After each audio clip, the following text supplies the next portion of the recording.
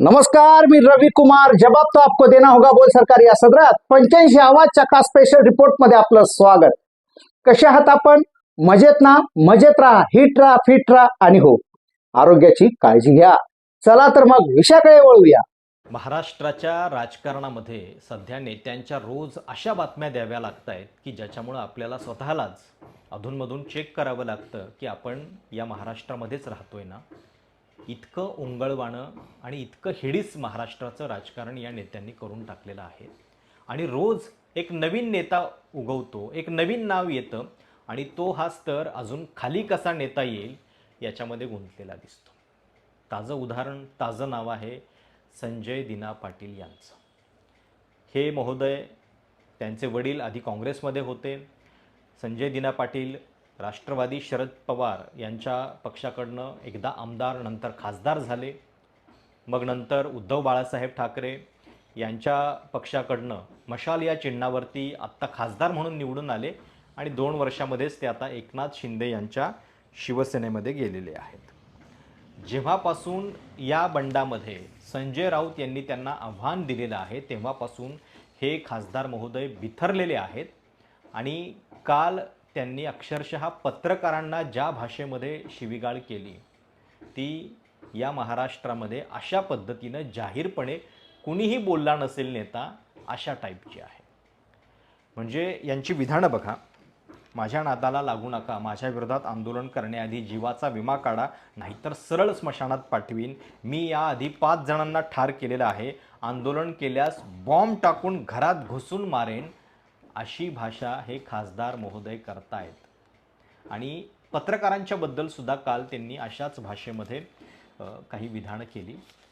मला कळत नाही आहे, मी काल या सगळ्या प्रकारानंतर विधान भवन परिसरामध्ये होतो आणि तिथं काही पत्रकारांची चर्चा चालू होती. मग संजय दिना पाटील यांची बॅकग्राऊंड नेमकी काय आहे, त्यांचे वडील कसे टेरर होते, युनियन कामगार संघटनेमध्ये होते आणि नंतर संजय दिना पाटील यांचासुद्धा या सगळ्या भागामध्ये कसा दरार आहे आणि ते किती टेरर आहेत याची चर्चा सुरू होती. मला खूप गंमत वाटली. खरं तर कायद्यासारखं टेरर, संविधानासारखं टेरर दुसरं काहीही नसलं पाहिजे. या राज्यामध्ये धाक जर कुठल्या गोष्टीचा असेल तर तो केवळ आणि केवळ कायद्याचा असला पाहिजे. हे असले गुर्मी दाखवणारे खासदार वटणीवर आणण्यासाठी फक्त आणि फक्त कायदा हातात घेण्याची गरज आहे आणि फक्त ती इच्छा कोणीतरी दाखवण्याची गरज आहे. म्हणजे जेव्हा हा खासदार शेजारी पोलीस असताना अशा पद्धतीची विधानं करतोय आणि पोलिसांच्या समोर पत्रकारांना धमकावतोय, त्यांची इज्जत काढणारी काही विधानं करतोय, तेव्हा म्हणजे त्या खासदाराच्या पक्षाबद्दल, त्याच्या पक्ष नेतृत्वाबद्दल प्रश्न उपस्थित होतातच. पण सगळ्यात पहिला प्रश्न जो आहे तो गृह मंत्रालयाबद्दल उपस्थित होतो. गृह मंत्रालयाच्या कायद्याची काय प्रतिष्ठा आहे हे हा खासदार जो आहे तो इतक्या जाहीरपणे बोलून दाखवतोय, हे आधी लक्षात घेतलं पाहिजे. आणि मला तर म्हणजे मी दिल्लीमध्ये 9-10 वर्ष काम केलेलं आहे. खासदार म्हणून या महोदयांची कारकीर्द अजिबात मला माहिती नाही आहे. म्हणजे आत्ता 2-3 दिवसापासून ते बोलायला लागलेले आहेत. त्याच्या आधी त्यांना मी कधी बोलतानाच ऐकलेलं नव्हतं. सामान्यांच्या प्रश्नावरती काही ते बोललेले आहेत आणि ज्याच्यामुळं आपलं लक्ष त्यांच्याकडे गेलेलं आहे असं काहीही झालेलं नव्हतं. भांडूपमध्ये यांची किती मोठी इस्टेट आहे आणि काय दरारा होता याच्या खूप कहाण्या रंगवून सांगितल्या जात आहेत. अहो, सेंट्रल लाईन सोडा, मुंबईतली वेस्टर्न लाईनमध्ये सुद्धा या खासदाराचं नाव कोणाला माहिती नसेल. मुंबईच्या बाहेर महाराष्ट्रातल्या लोकांना माहिती असण्याची तर शक्यताच नाही. पण तरी देखील हे असले टिनपाट लोक जे आहेत ते धाक दपटशा दाखवून व्यवस्थेच्या जोरावरती अशी भाषा करतायत. आणि एखादा उधळलेला जो बैल असतो तशा पद्धतीनं हे खासदार जे आहेत ते आता उधळलेले आहेत, कारण यांना कायद्याची व्यसन जी आहे ती कुणी घालत नाही आहे. म्हणजे काल त्यांचा तर मला चिडण्याचा मुद्दाच कळला नाही. मुळात मी त्यांची सगळी क्लिप नीट ऐकली.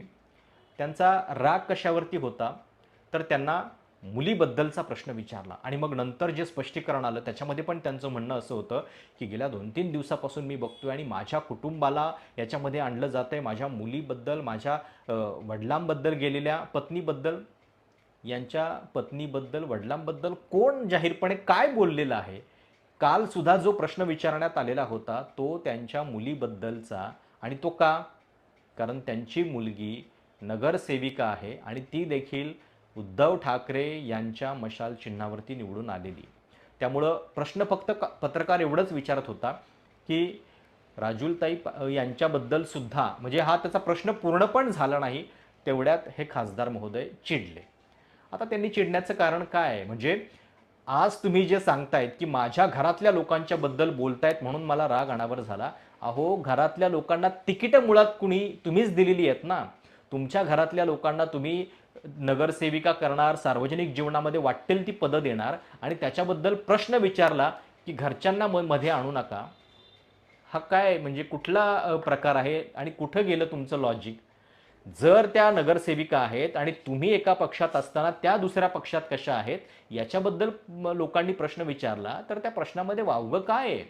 हा संवैधानिक आणि साधा सरळ प्रश्न आहे. त्याच्यामध्ये तुम्हाला उत्तर तर द्यावंच लागणार आहे. तुम्ही उत्तरापासून पळून जाऊ शकत नाही. आणि म्हणूनच मला या सगळ्याची फार गंमत वाटली की मुळात यांना चिडायला असं काय झालेलं होतं. आणि सगळ्यात भयान बघा की आपण 5-5 लोकांना ठार केलेलं आहे असं एखादा माणूस जाहीरपणे पोलिसांच्या समक्ष सांगतोय आणि त्याच्यावरती कारवाई मात्र काहीही होत नाहीये. सामान्य लोकांनी असं काही विधान केलं तर त्याच्याबद्दल पोलीस गप्प बसतात का? आणि काल एकनाथ शिंदेंचं जे स्पष्टीकरण या सगळ्या मुद्द्यावरती आलं त्यांनी त्याला ट्विस्ट देण्याचा प्रयत्न केला.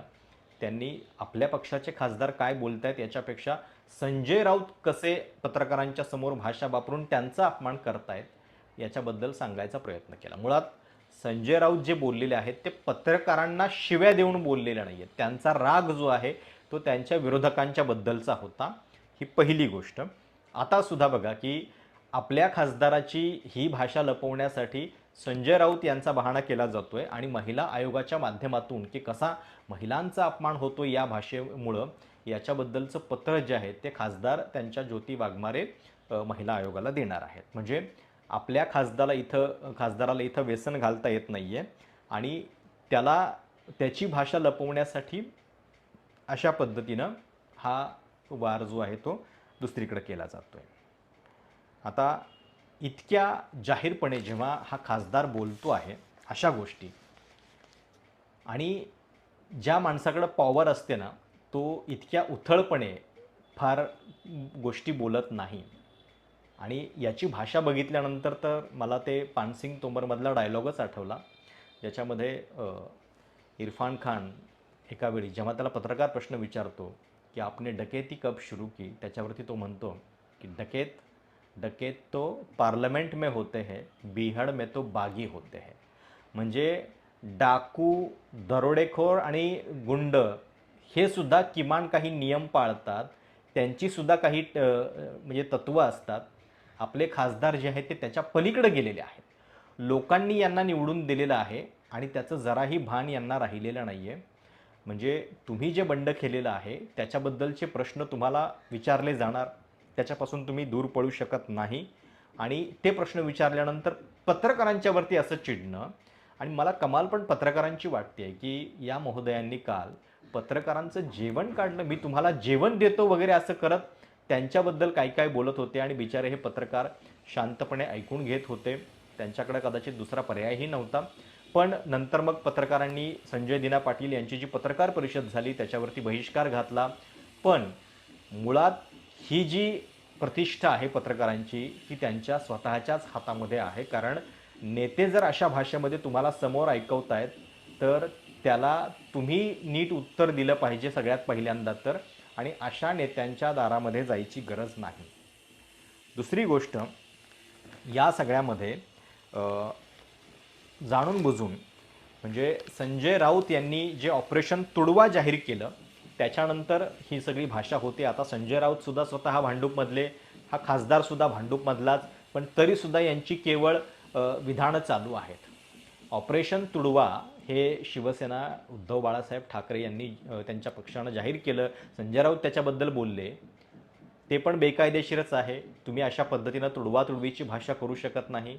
पण जर करायचं असेल तर ते किमान दाखवा तरी कुठं केवळ ही जी भाषा होतीये आणि त्याला उत्तर देताना ही जर गुर्मी एखादा खासदार दाखवत असेल तर शिवसेनेतनं बाहेर पडलेल्या व्यक्तींबद्दल म्हणजे आधी जो एक दरारा असायचा की त्यांना भीती असायची, वचक असायची शिवसैनिकांची, ती कुठेच राहिलेली नाही आहे, हे सुद्धा याच्यातनं दिसतंय. आणि या खासदार महोदयांना जर इतकी मस्ती असेल, गुर्मी असेल, तर ती या महाराष्ट्राची जनता उतरवल्याशिवाय राहणार नाही आणि ती उतरवण्याची वेळ आलेली आहे. तुम्हाला